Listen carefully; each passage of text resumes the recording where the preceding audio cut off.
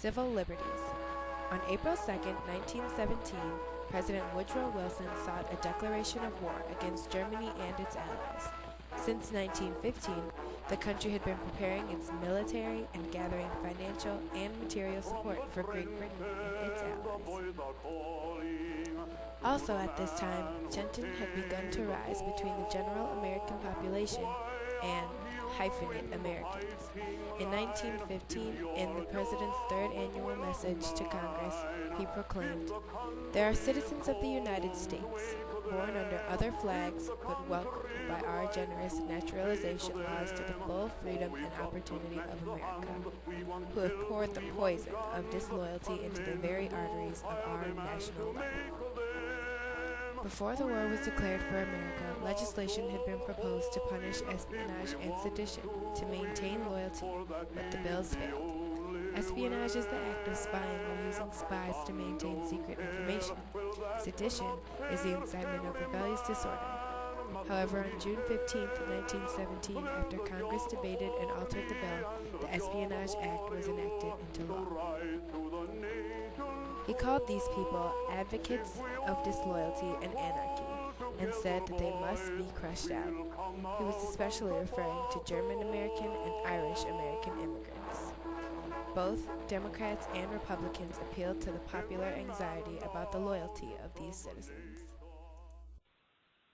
Title I, Section 3 of the Act said it was illegal to make or convey false reports or false statements with the intent to interfere with the operation or success of the military and naval forces of the United States, and to cause or attempt to cause insubordination, disloyalty, mutiny, or refusal of duty in military or naval forces, or willfully obstruct the recruiting or enlistment service of the United States. This was punishable by 20 years in prison and a fine of $10,000. President Wilson put the American citizens' civil liberties, which have generally been a necessity to the American people, at risk. Propaganda was becoming more and more prevalent during this period of time.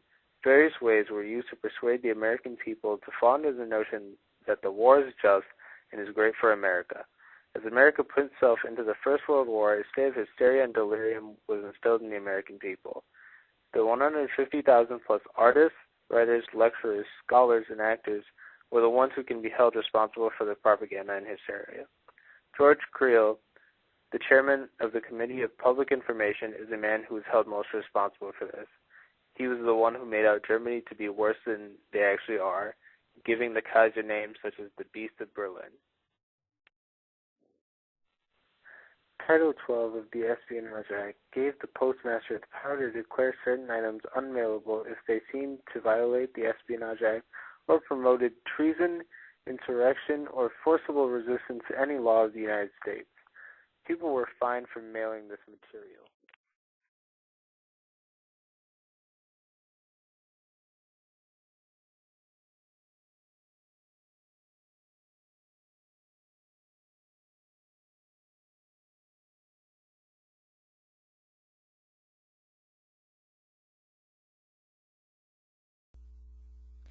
In 1918, the Sedition Act was enacted. It amended the Espionage Act and prohibited the writing or uttering of any disloyal, profane, scurrilous, or abusive language about the form of government, military or naval forces, flag, or uniform of the Army or Navy of the United States, or any language that intended to bring any of the above into contempt, scorn, contumely, or disrepute. It also increased the powers of the Postmaster General. He was quick to restrict the mail. However, during the war, no one was convicted of spying under the Espionage Act, though 1,055 people were convicted under Section 3. The government targeted members of the American Socialist Party and the industrial workers of the world. Both groups had publicly opposed entrance into the war. Nearly half of the prosecutions occurred in just 13 of 87 federal districts. Most were in western states where the IWW was most active. For example, there were 5 prosecutions in Massachusetts, whose population was over 3 million people. At the same time, in North Dakota, which had less than 1/6 of Massachusetts' population, 103 people were prosecuted.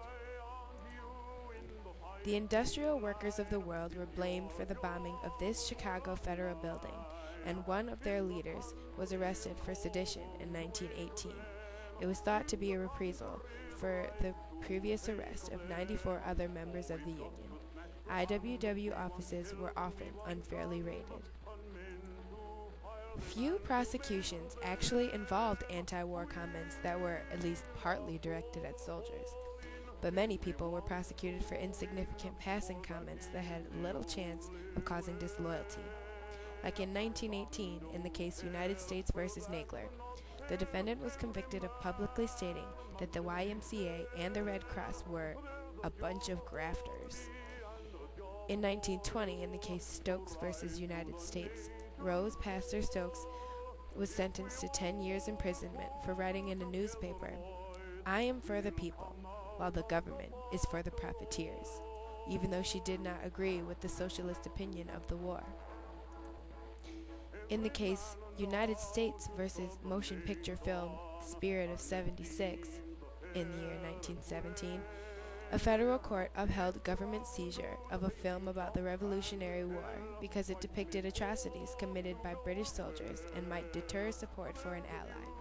The producer received a 10-year sentence.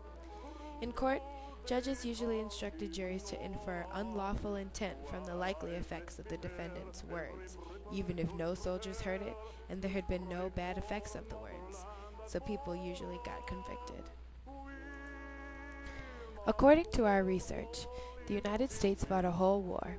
It even restricted the freedom of its own people to ensure loyalty. It prepared its military and financial situation and gathered material support long before entering into battle.